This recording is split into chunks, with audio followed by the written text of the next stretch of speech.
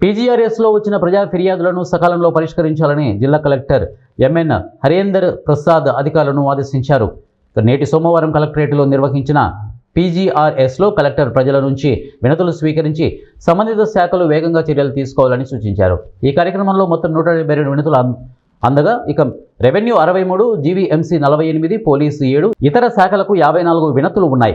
ఇక పీజీఆర్ఎస్లో joint collector గొబ్బిళ్ళ విద్యాధరితో పాటు జిల్లా అధికారులు పాల్గొన్నారు.